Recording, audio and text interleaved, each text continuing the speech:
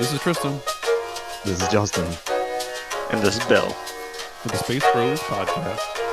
Podcast.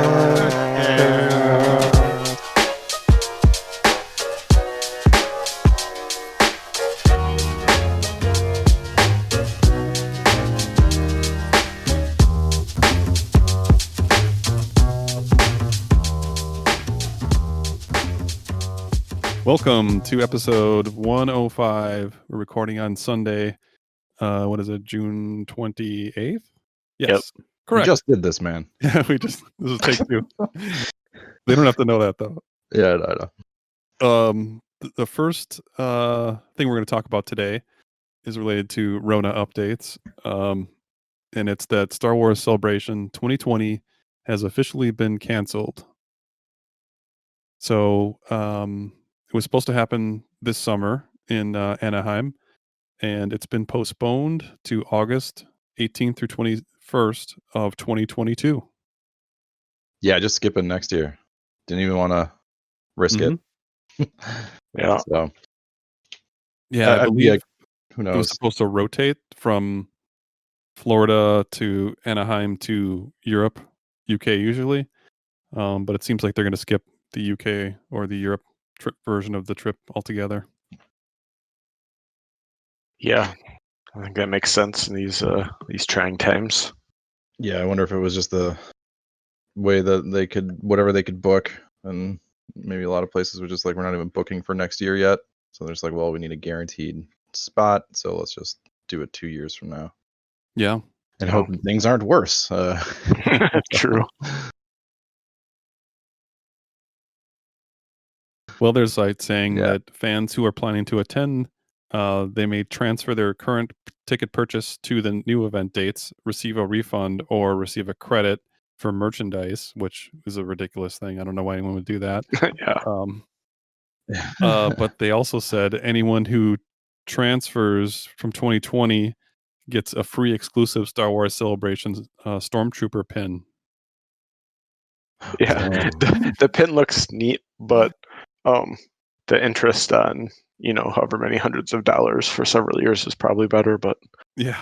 That being said, I did join that one Facebook group for Celebration, like prior to our visit, and most people were keeping their tickets, just transferring them over. So sure, yeah. I feel like there's a lot of people that definitely go every time. Yeah. They can and want that pin. Yep. No matter what, because it's a pride thing, right? Yeah. Like, I got all the pins. Right. True. Like So, Flair from Office Space or something. You've got every pin from every celebration. Yep. right. Because weren't Exactly. they the one we went to? That was a big deal. Yep. Yeah. Pins are a big deal for any convention or type, right? I mean, even motorcycle rallies have pins, and military's got pins. Yeah. Everybody likes pins. Yeah, it's true. Didn't we get we got the Inquisitor from the Fallen Order, right? The pin Yeah. from that. That's what we got Yeah. for going to Yep. the behind the scenes EA thing. I feel like, Justin, we maybe got another one also. Was it from the... Yeah, did we get a Her Universe pin, maybe? Yeah, I think so. I think we did. I should pull out my old merit badge sash and start putting my Star Wars pins on it. There you go. Like a Boy Scout. Yep. Yeah, That's just great. Go or next convention we go to, I just take my Boy Scout uniform, which I'm sure will fit. Totally. Yeah. Especially the shorts. I will definitely wear the short shorts. Like that guy holding the boom mic. Yeah. Yeah. Yeah. For Um, sure. Did you know this? Yeah, no. Oh, go ahead. I was gonna say if for some reason they're like, the merchandise will be, the exclusive items that were supposed to be at the convention.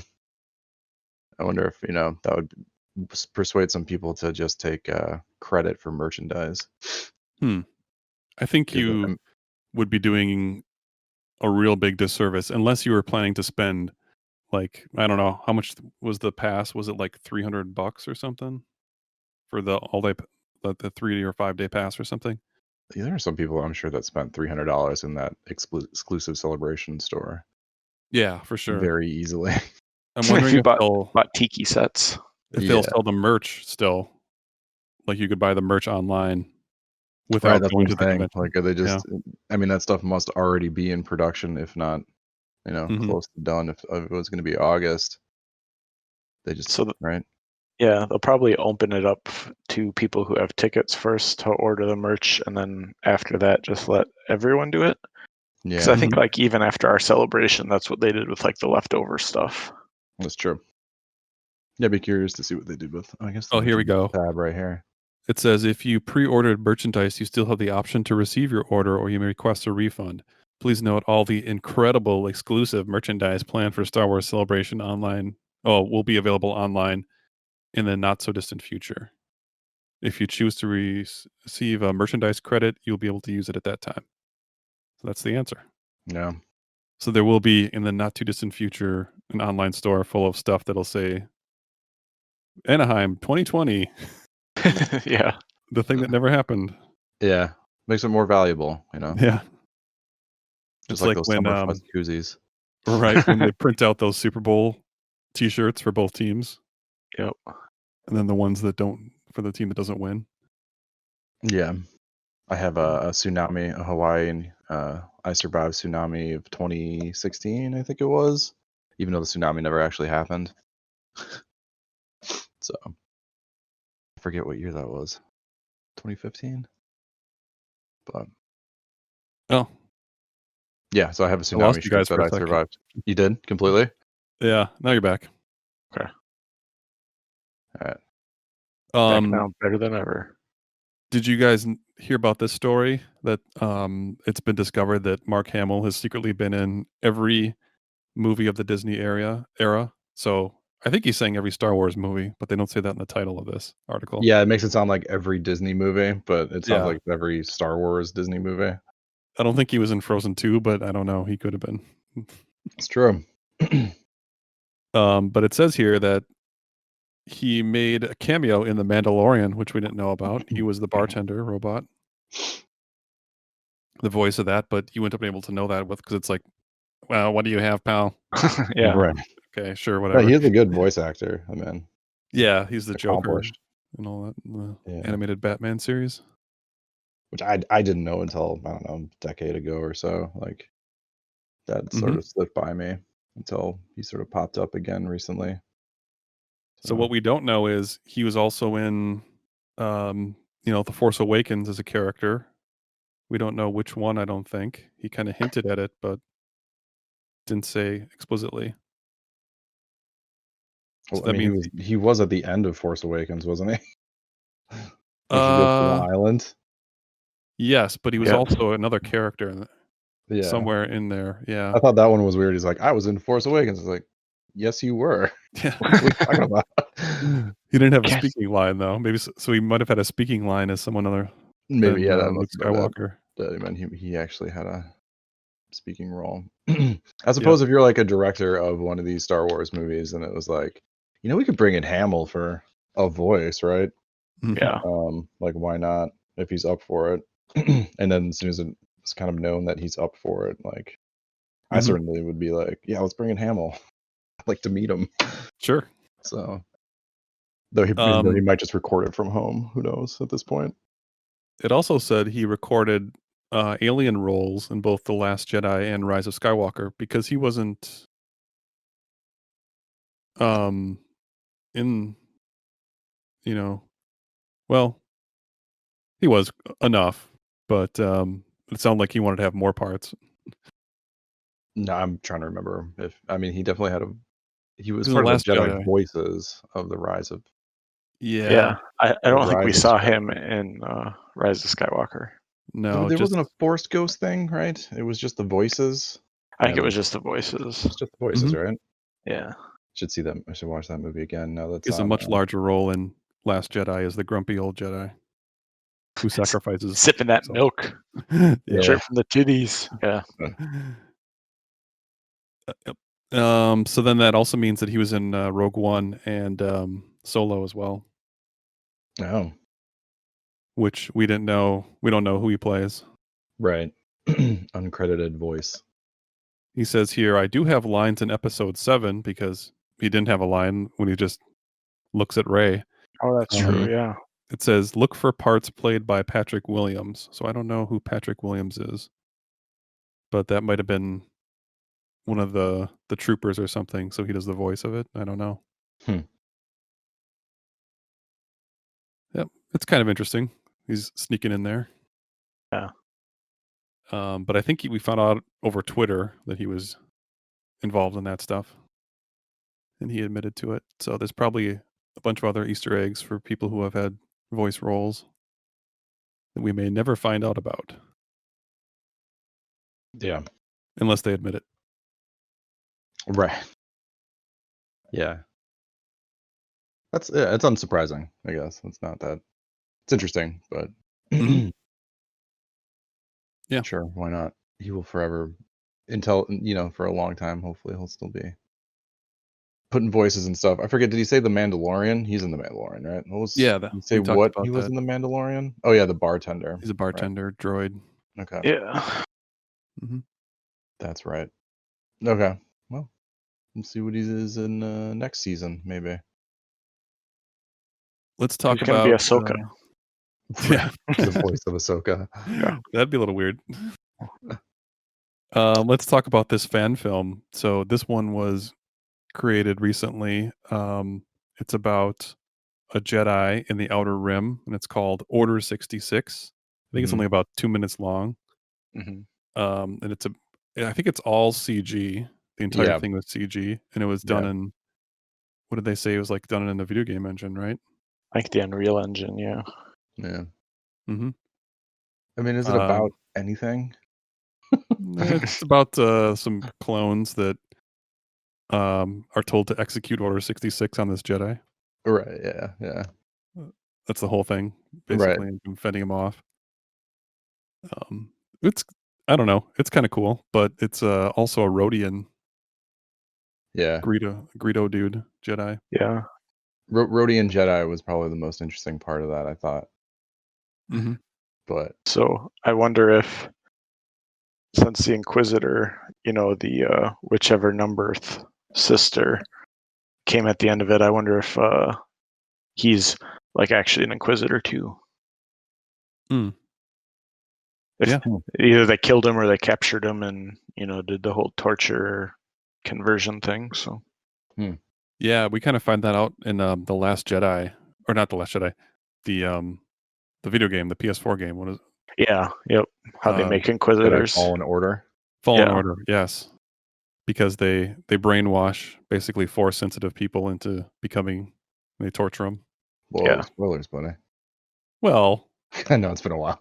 Yeah, they're already talking about the sequel to that game coming out. But they did, I think, just release some updates to it. I haven't played it since, but I heard there was some like new game stuff in there, some challenge modes, which I don't really care about. No.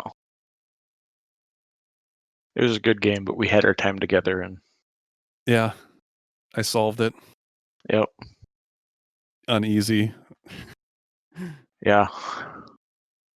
There were some parts of it that are unforgiving that I definitely don't feel like revisiting. Yeah, that's for sure. But I'd say overall, it's been one of the best games in the Star Wars franchise. Yeah. Oh yeah, for sure. I was looking through kind of the making of that short film, and he kind of uses the what Jon Favreau did for Lion King. Yeah, the VR technology. Yeah, the like virtual camera technology, which is having the stuff in Unreal Engine and then using a real camera and tracking movements. So like, yeah, that's kind of what they used. So, yeah, that's interesting. Yeah, using it like the readily availableness of this technology is getting crazier and crazier, kind of. So you use like a floating camera in your headset. I don't know that they wear a headset. I mean, they probably do. Or do you just use the joysticks or the controllers to move the camera? In some of the Lion King stuff, it looked like the screen was attached to the camera, so they were just using like a video monitor, not a VR headset. They Okay. did both, right? Like sometimes Jon Favreau was in VR using the controllers as the camera, and then Mhm. other times they would show cameramen using a camera like thing, probably similar weighted, and then like basically a monitor and moving the monitor around. Yeah, Yeah, it's hard to describe, but that's so pretty like cool.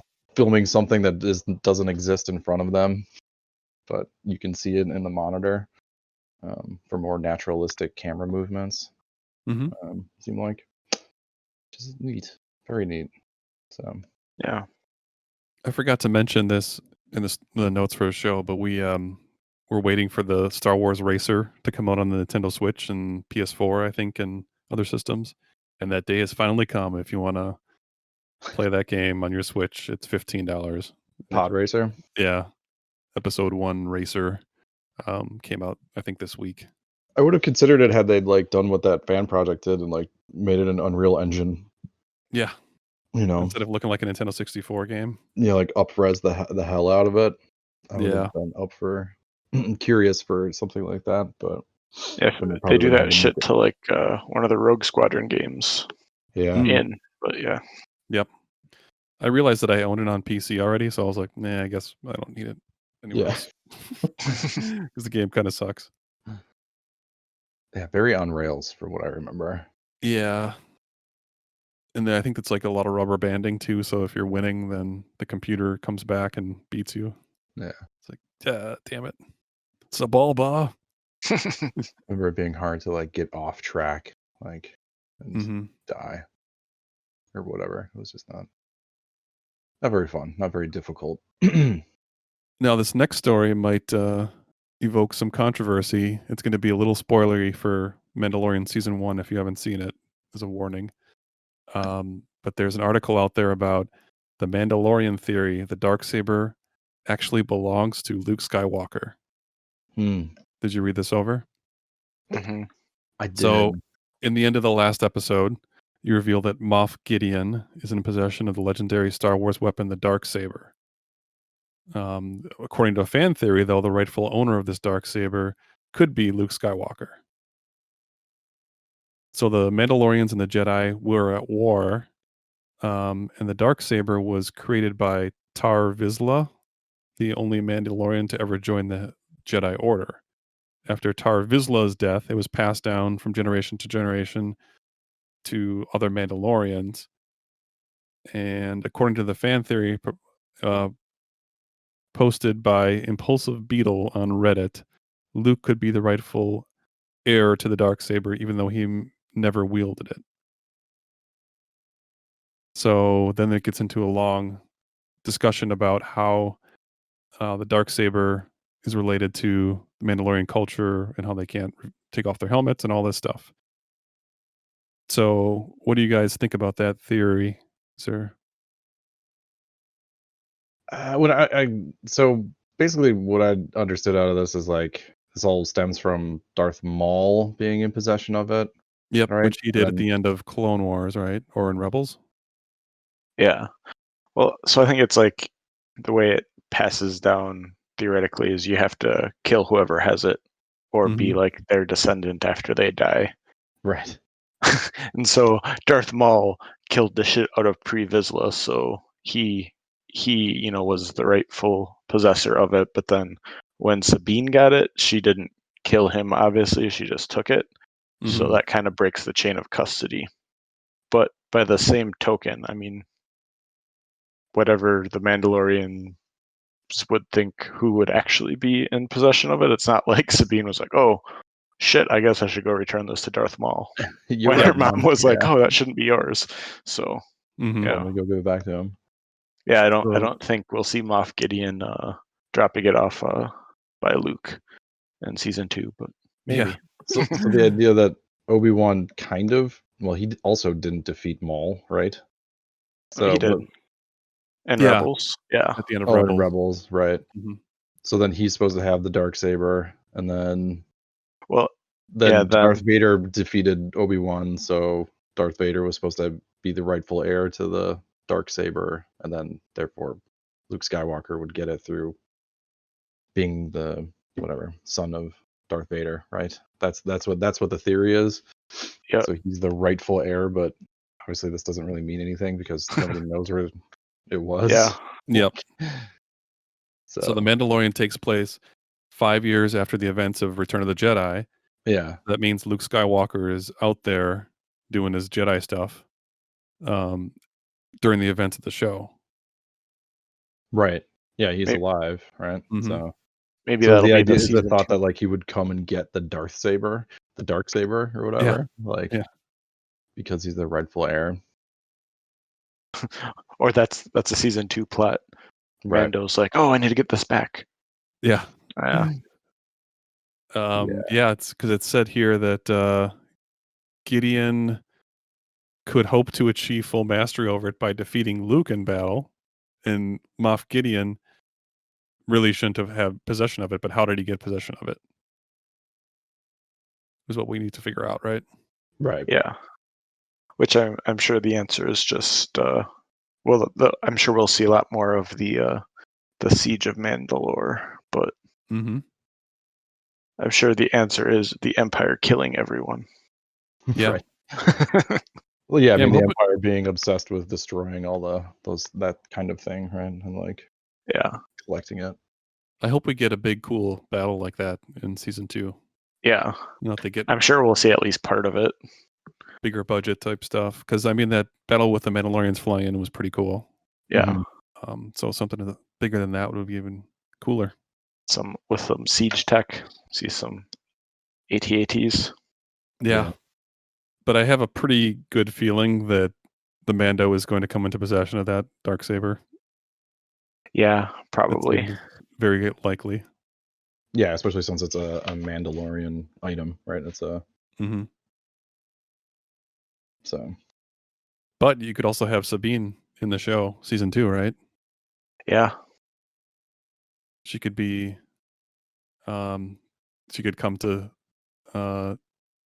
what's his name again? Din Djarin, and say, "Give me that back." Yeah. Well, I mean, it wouldn't be hers, but I mean, if like her and Ahsoka hook up with, the Mando at some point, she could be like, Ooh, hey, if you're into Mandalorian, yeah, there's that too. Yeah. But then also, hey, if you're into all this Mandalorian shit, you have to kill whoever had it, which at that point maybe he will have killed him. But then if they try to trace the chain of custody or something, Mm-hmm. but then I Um, don't know how they would get to Luke, yeah, right? Like how would they follow it backwards to Seems who pretty- should have it? Yeah, I really hope they do like a court battle drama thing, that would be awesome. a custody battle over the Darksaber. That'd be great. like with charts and graphs. Well, you see what happened here was Grief Karga seems like he would be a good lawyer. Yeah, or the quarter portions guy is one of the lawyers. oh yeah. Yeah.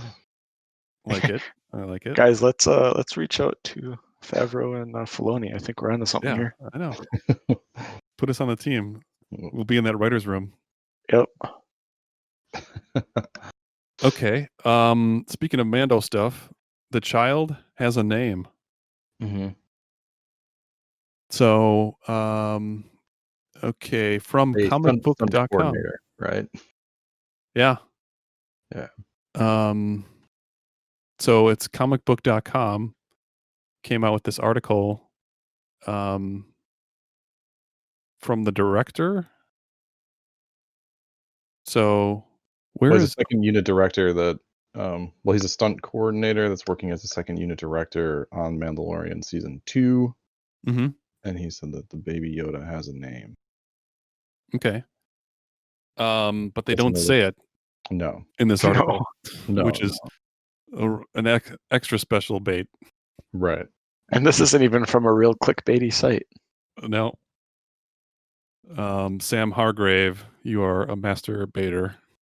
Yes.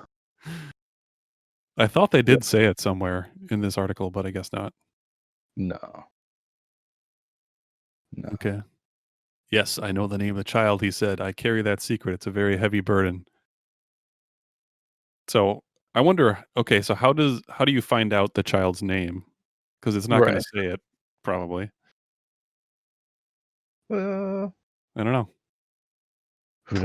Flashback? I don't know Uh, you- if they go back to the beginning of like how the child came to be. Yeah, right. Because we still don't really know that. There's just that Mhm. rumor about the scientist wearing the clone Yeah, the logo, Camino thing. Yeah. Camino logo. well. We did verify that Yoda and Yaddle fucked. Oh, Yeah. right. So So- it's probably going to be like a one of classic scenes of Yaddle dying in childbirth and says, "Call it." Oh yeah. Yeah, I hope they show the full dilation. I'm sure they will. It's Disney Plus, after all. That's plus the childbirth. Yep. Yeah. Well, if it's gonna be okay, so maybe it's like Ibble could be the child's name. Or something with a Y. Didn't we come up with a name for it at one point? Ah, I thought so. Like a cross between Yoda and Yaddle? Yeah. It's already Yodel. Yodel. Yodel, yeah. Yeah, it's Yodel. Just Yodel, Yodel. yeah. Yep. Yeah. Done. Okay. Next story. Yeah, I don't know. Is there an interesting name? Like, if they're keeping it secret, like, even if he is a clone of Yoda, would they literally just be like, it's Yoda? Like, Yodito. that would be like the biggest reveal, right? It's just that no, his name is Yoda. Like, Yeah. Yeah. right. And- Otherwise, it doesn't matter what his name is, really, right? I don't know. I can't think of any like surprise name that would be like, oh my god. His name is Yoda, and it's actually the Yoda, who's a fucking time traveler. Right. Boom. Whoa. Yeah, exactly. I feel like if they go the Yoda route, it's gonna be extra fan servicey. For Yep. sure. It's like And grabbing too creates a much. crazy idea that like Yoda is alive during the 7, 8, and 9. Yeah. They live forever, practically. Yeah. I saw the cloak disappear. He's clearly dead. Just like Obi-Wan. They vanished into a pile of clothes. Right. I mean, the whole Mandalorian conceit is kind of crazy. The idea that there's this extremely force-sensitive Yoda creature, or Yoda species kid. So that doesn't exist in 7, 8, and 9. It's not around for anything. Yeah. Yep. Right. Yep. So either is dead by the end of Mandalorian, or we get to see the Yoda planet, and it's hidden Right. somewhere. Force hidden from the rest of the universe. I don't know. Or he travels back in time. Yeah, or travels back in time. Or we get to a Yoda planet that's just overstocked with Yoda creatures. Yeah. That'd be pretty wild. It's like Wakanda. Yeah. Be the most adorable ending ever. Yeah. Maybe we'll get that tall Yoda then. Oh yeah.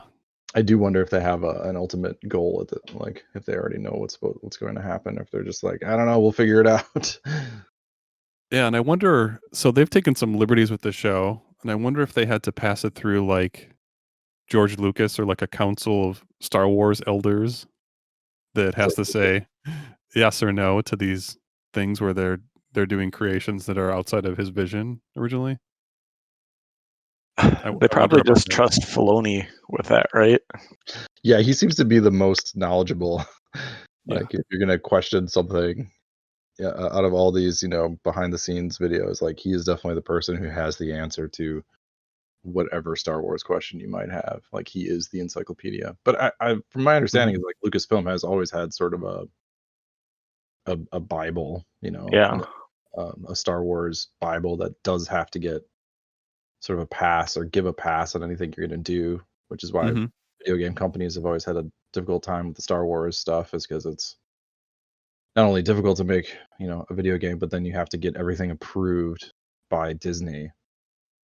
Right. You do, like, every little thing. So They're not going to let you like, oh, you can kill Darth Vader in this, but they actually did earlier. They had games where you could kill Darth Vader in that Force Unleashed game.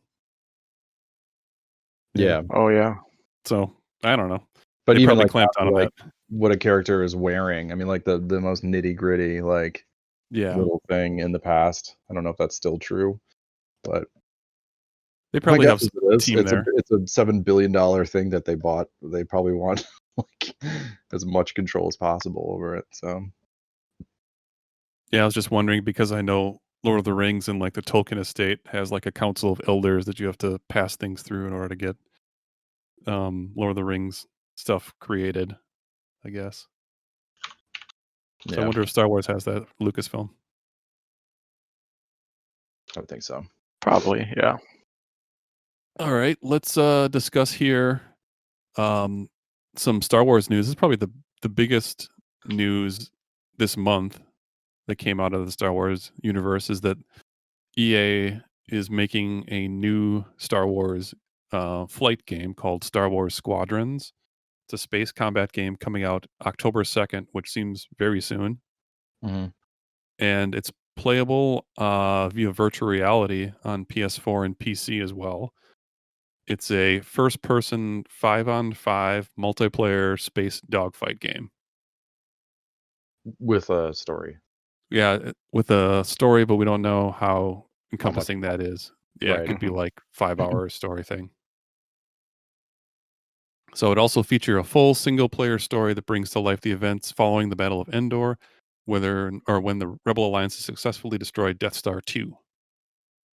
So it has two customizable pilots, one serving the New Republic's heroic Vanguard Squadron, while the other flies the Galactic Empire's fearsome Titan Squadron.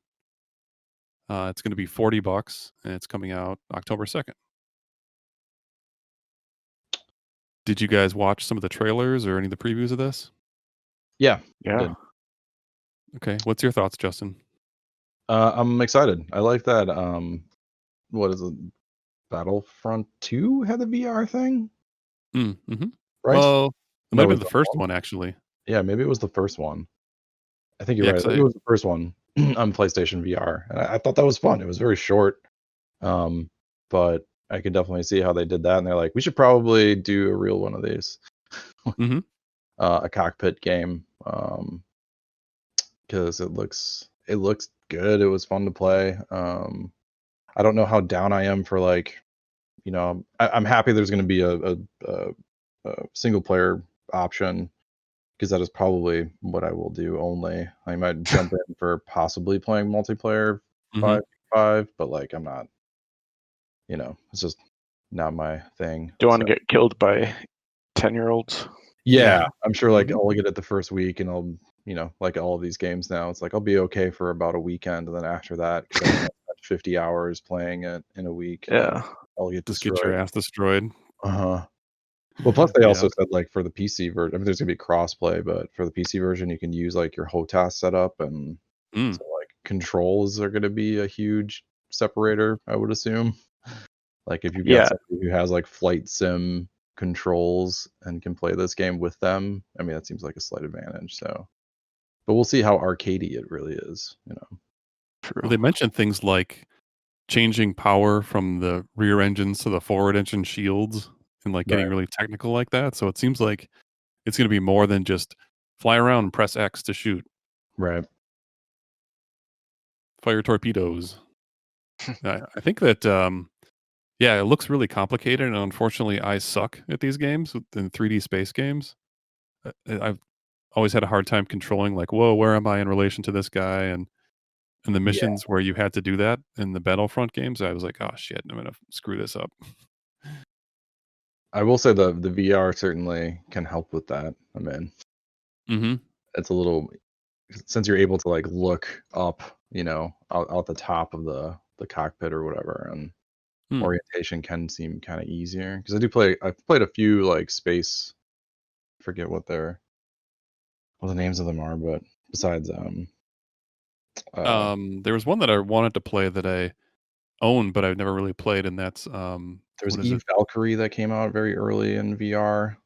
Yeah. It was a space flight Um, game, like dogfight game that was good, but short. I mean, like they didn't do much with it. There's like a couple of stages or whatever, but it's like, Elite oh, Dangerous. That's the one I was thinking of. and Elite Dangerous. Yeah, I've played Elite Yeah. Dangerous. Hmm. But yeah, dogfighting in space is difficult. But it looks neat. Certainly be up for flying under, some Star Destroyer, and Hmm. again, again, that PS4 short thing was impressive. Mhm. And with the power of a PC behind it, Yeah. curious to see what that looks like. So I almost wish it was also third person, so you could play it like Rogue Squadron type game. Mhm. oh, that'd be weird. Yeah. I wonder if they'll make that an option. It says only first person Oh, it does. Okay. in the description. It says thrilling first person 5-on-5 multiplayer dogfights. No. All right. So it doesn't seem like you can switch, but yeah, the graphics in this look really awesome. It looks like they put a lot of attention into it. Mhm.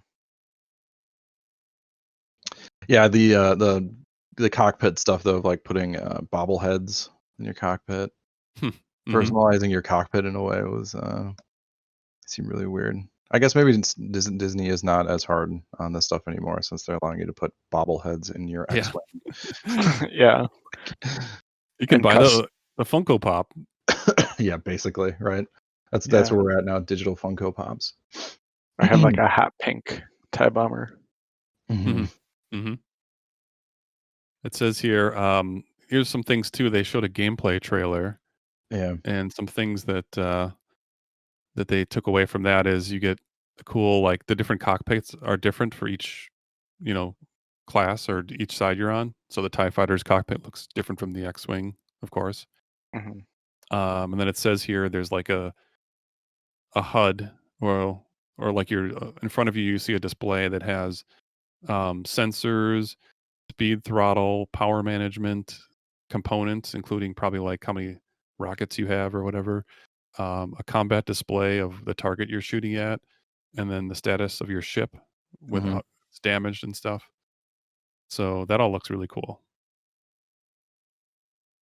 Yeah, the different cockpit views seem like might be terrible if you're playing on a screen. Like Mm-hmm. some of those cockpit views that they previewed were like, wow, you have like a very small window into the like it seemed that way. Mm-hmm. That like your HUD and the just the framing of the window. Like the TIE window is kind of a terrible window. Yeah. Yeah. Like it is very small. Yep. But maybe different in VR again because you get the whole view. So if Mm-hmm. you're playing against somebody who's got a VR headset, you might be at a disadvantage if they have crossplay that way, because they will certainly be able to look around a little better. Yeah. Mm-hmm.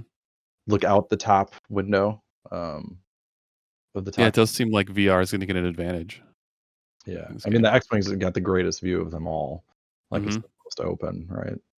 But yeah. And it sounds like if you play on the Republic side, you can be an alien, but the Empire doesn't like aliens, so you probably limited to Republic only.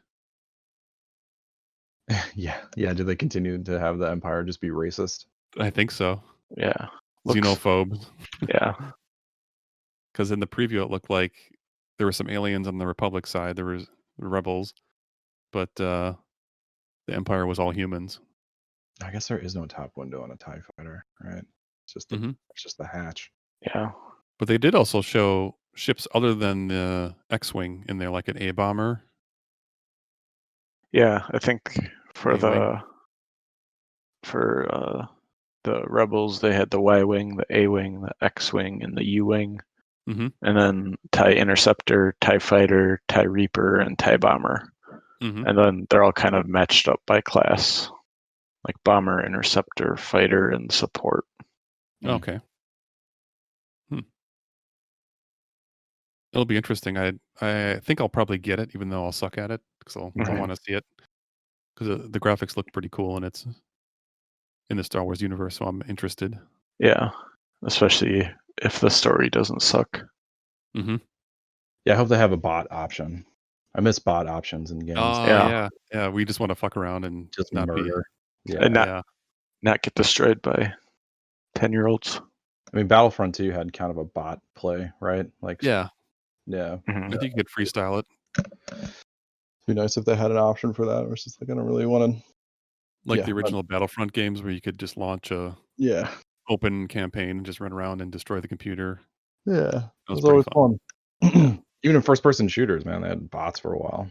Mm-hmm. So I miss that. I miss the It'd good be old nice days. if they had like a bracket for people who are like the casual bracket for people who don't really play that hard, and once Yeah. you get too good, you can't play in there anymore Yeah, let's hope they do that. because the matchmaking stuff. When you're playing against someone who's just really good that plays it, 6 hours a day, you're like, okay, I don't stand a chance. Yeah, EA has a terrible history of, especially with the Battlefront games, of like you're severely like disadvantaged when you're starting out. Mm-hmm. You remember, it was like you don't have a jetpack. Like in Hmm. order to level up, you have to do well, but you start at such a low I remember point that that. other Yeah, we were compared like, to okay, you. well, I just keep dying and respawning. This is boring. Yeah, I don't have a jetpack. I don't have the mobility they do. I don't have the weapons they do. Like it's not an even playing field from the get. Like Mm-hmm. so, I wonder if hopefully this isn't the same way, but it probably will be, knowing EA. So they did say something about no, um, what, not, Scrubs. yeah, no scrubs. They said no Okay. scrubs. Yeah. No, like in-game purchases, right? Yeah. Oh, okay, that's good. They said everything, all the unlockables you have to grind for pretty much. Yeah, Okay, that's better. Yeah. yeah. No pay to win, supposedly. So, Yeah. And I hope that, a lot of those things should just be cosmetic, because if someone's got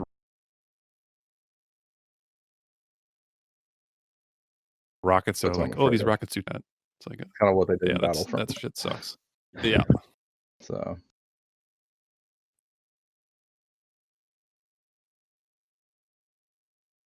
All right, let's talk about about episodes 1 through 4, and now the last 4 episodes 5 through 8 deal with the practical, the effects of models, creatures, the process, how they made the show, the score, how the theme was created, and the connections of how the characters and props made their way onto the show.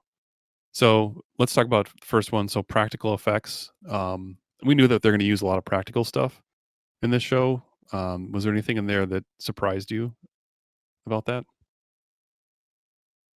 What surprised me is that Jon Favreau keeps talking about that that moment with Baby Yoda and the actor Werner Herzog. Werner Herzog. Oh He yeah, keeps talking about that moment where like Werner Herzog called them cowards for wanting to use a digital plate, but really it's not even Jon Favreau wasn't even there when he said it. yeah. Yeah, I think it was Chow. Deborah Chow because she told it too. Yeah, Yeah. I was like, whoa, he's been stealing that story. they're like Werner Herzog. Called us Yep. cowards. It's like you weren't even there. You cowards! This is still a pretty good story. Use the puppet, you cowards! And it makes him want to weep. Yeah. The baby makes him want to weep. I think it was cool that they showed that they had like 4 or 5 people controlling the child. Oh yeah, They had every like element.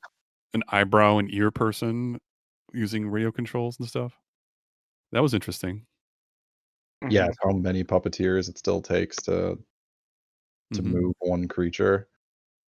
Yeah. And then the Ugnaught, I mean,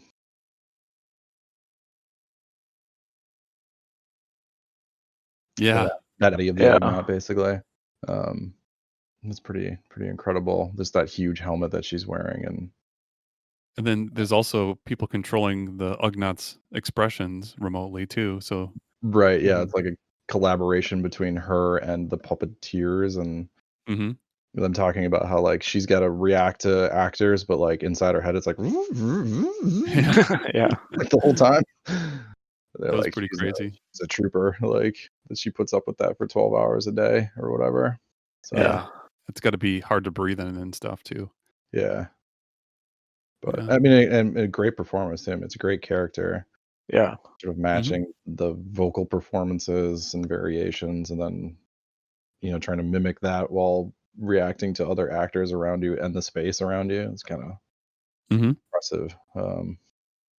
So One thing that I saw in the process they used to make the show was the pre-viz roll. mhm. Yeah, that That was looked pretty crazy. it looked like a 64 game that they basically Yeah. made, and then they Yeah. followed it shot by shot. It's like, I wanna see that, release that. The previs stuff. Yeah, let's see that stuff because it looked ridiculous. See the whole episode in previs. Yeah, because they basically shot. It seemed like almost the whole show. Yeah, that's what in they the said was previs. different. Is they usually use previs for complicated action sequences in films and TV. Mhm.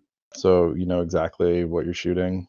But apparently they previs the entire episode because they had to, because of the volume, the wall, or whatever. Mhm. Every background already had to be done. So they kind of needed to know exactly what they're shooting. Yeah. Which interesting. All the directors seem very liked it. You know, they Mhm. seem to be like it was great. Um, that they were still able to do a little bit of tweaking on set or whatever, but like really, like they were just reshooting what they had done in the animation, the previs animation. So It seems very expensive to do it that way.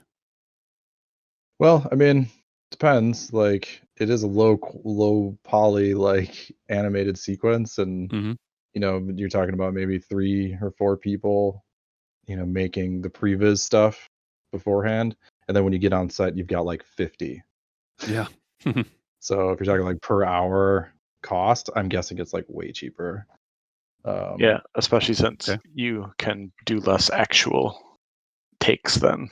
Yeah, for Sure. sure. Mhm. And then they talked about like not really having to go back and reshoot stuff. Yeah. You know everything has a reshoot. Then just trying to recreate, like they knew exactly what they wanted, so they weren't hmm really wasting time on stuff. Mhm. But yeah, that seemed pretty wild. But obviously it worked for them, especially since I mean, when we talk about, you know, they said that they were already done shooting season 2 before COVID. hmm Yeah. It seemed like 4 months earlier, they had, like, said that they were getting season 2. I remember thinking like, "What? That's wild. How are they done shooting already?" It's like, "Oh, that's why." 'Cause Yeah. Because they they already have had it preloaded yeah, in the 'cause they previs. pretty much probably they just shoot so much in a day, you know? Yeah. Plus not having I mean, plus the volume, not having to build all those sets and stuff. I mean, Mhm. I'm still super impressed by that screen that they called the volume on how Yeah. good it looked. It was really neat. So, yeah, they are just knocking those things out. So, That's good for us because then we could get season 2 end of this year possibly. That'd be yeah. great. It's probably good for them too because there's not going to be a lot of new shit coming out. Yeah. Right. Everyone's gonna be glued to Disney Plus to watch the Mando. Yeah. So you're like, "Well, you wanna go get COVID and go see Tenet in the Right. theater?" Yeah. Well, plus doing all that previs stuff, I mean, they could do season 3, you Mhm. know, they'll probably have it all prevised out by the time they could actually get 50 people together on a set, Mm. hmm Sure. right? I mean, Mhm. that seems like something you could do more remotely or in smaller groups. Yeah. Well, I let's talk hadn't watched about, oh, yeah. go ahead. I You just said hadn't I watched hadn't watched episode 4, like, last time, so I Mhm. didn't see all the volume stuff, and so that was kind of fresh in my head, but Yeah, yeah, yeah. I mean, It was they've changed movie making, like Yeah. and I thought maybe it was a proprietary thing, but Jon Favreau specifically says, like, they don't own this technology, like, anybody can do this. Mhm. So, Yeah, I thought now that was the yeah, coolest of the original 4 ones was seeing that in action. Yeah. yeah, Pretty amazing. so Then what about, the score? So that guy, Ludwig Göransson, did you watch that one, Bill? Yeah. That was yeah, I thought it was cool just well, it was kind of weird they started out with just like, hey, there's this dude in a studio playing a recorder. Mhm. Like what's his deal? But then I kind of walked through it and yeah, it was pretty cool the process they let him go through. And it was Mhm. funny at that one point where he was basically like, "Yeah, they just let me do whatever creative process I wanted," and Favreau was kind of like, "Well, we did that because we liked what you were doing. Otherwise, you wouldn't have had that freedom." Yeah, I thought But, that instrument was cool that he had, like, this big, like, didgeridoo, like, recorder. yeah, he bought He used to like record. he said he didn't own any recorders, and then he bought like 3 or 4 different ones, and Mhm. yeah, pretty cool. So apparently this guy, I didn't know too much about him before this, but he did music for Black Panther, Creed, Creed 2. He's a Swedish guy, and he also was like friends with Donald Glover and Yeah. stuff. So, And it said that he had made some other beats for hip hop and industrial acts. mhm. So that's pretty cool. Yeah. Hmm. Yeah, he won an Academy Award for music written for motion pictures original score for Black Panther in 2019. Wow. So, interesting guy. Yeah. Very hippie-ish. Yeah, the shit he was wearing. Yeah. It was really something. I thought it was cool too that he was a guitar player first, and then he just started composing. You know, he could play the piano pretty well, and he was going from instrument to instrument, and just jamming. But pretty cool seeing that behind the scenes. But of course, he also gave it a tip to John Williams, Yeah. saying that he's the best, which is true. So And yeah, the one thing that I like about the score for this show too is that it doesn't try and just reimagine the Star Wars theme. He created something new and different, and it fits the theme of the show. I think with like the tribal type music stuff. mhm. So well done. Yeah. And the last episode of Gallery was about connections, how characters and props made their way onto the set for the show. And I learned actually a lot about stuff that was referenced from the movies and prop culture for Star Wars that I didn't know about necessarily in the show or didn't catch when I was watching it. Mhm. I had no idea about that ice cream maker, Yeah. Oh yeah. that character that apparently at Celebration that people dress up as them and carry this ice cream maker that made its way into the movie in Empire. I think it was an Empire. Yeah, this guy's just Yeah. running carrying an ice cream maker. Yeah. It looked futuristic. And then that's what they turned that Beskar container into, where they pop it open and the metal comes out. That was pretty cool. That's pretty funny. Yeah, and there's a lot of things. Like I saw the Salacious Crumb thing where they had a character like him on a spit. Uh-huh. I caught a couple of The those things from watching. space monkey or whatever, yeah. Yeah, the monkey lizard, Quacky Monkey and lizard, yeah. monkey lizard. There we I go. caught that stuff the first time I saw it, but there's several things that I missed that were references. And then they showed that and went over that in the behind And the scenes thing. and I thought it was funny about the blurg, where Oh, Jon Favreau's like, "Oh, hey, you get to use a blurg again," and Dave Filoni's like, "Why do you say that like it's a good thing?" Yeah, because he said like everything he's worked on has had a blurg in it. Yeah. He said it was like being given like the last choice out of the toys. Like your older brother got the cool ones, and you just got all this random shit, and you somehow did end up with a Boba Fett one though. So you just paint it silver and then go from there. Yeah. Yeah. I thought that was funny because that's in reference to the show how they use a lot of characters that were behind the scenes characters like a Ugnaught or Jawas were only in a couple scenes in the movies. Yeah. So I like that about the show. The Corrin, they gave a shout out to your Yeah. boy's enemy. Yeah, that's something that I really learned about more in the Old Republic Knights of the Old Republic game is Mhm. where they talk about the war between the Quarren and the Mon Calamari, how they inhabit the same planet, the water planet, but they're always at war with each other. And there's even episodes of Clone Wars about that too, right? Yep. Yep. Huh. But free Mon Cal. Yeah.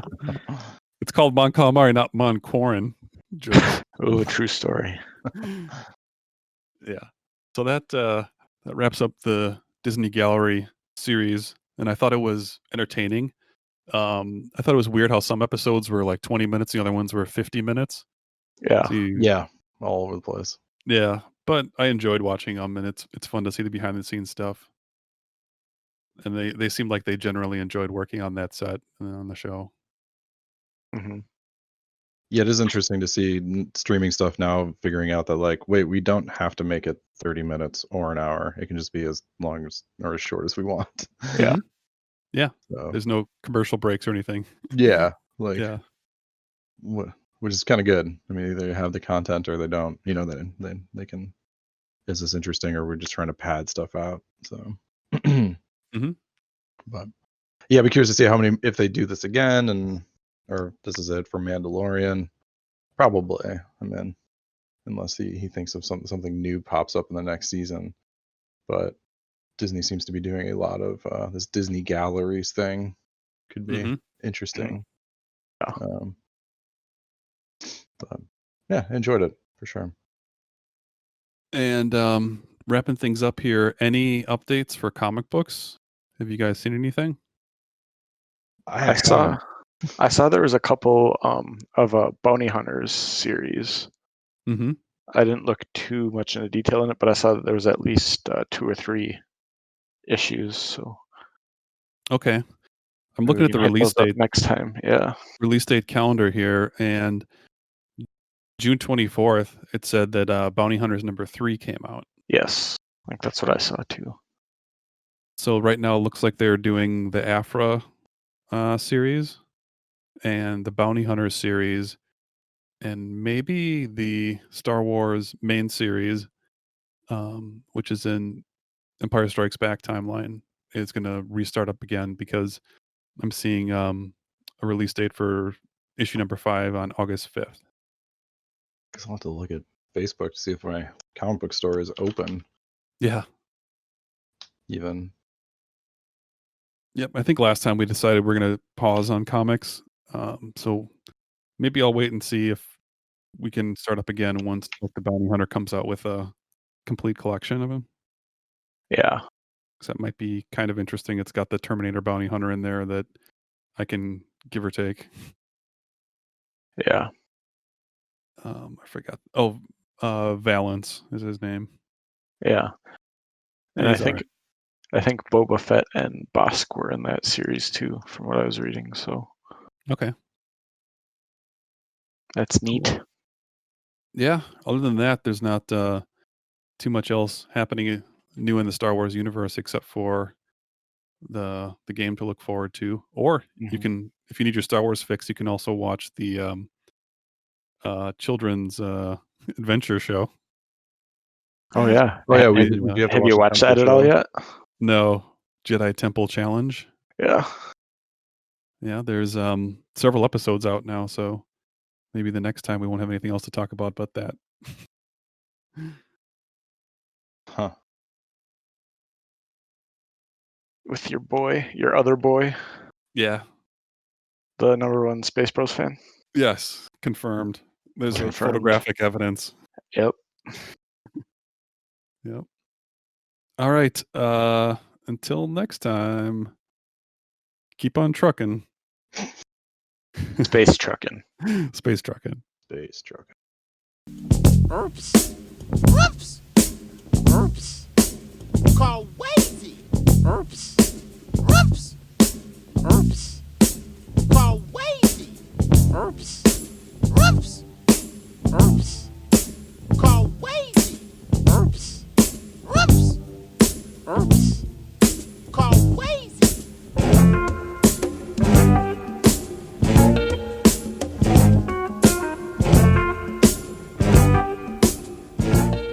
Ye gods, what's a Misa saying?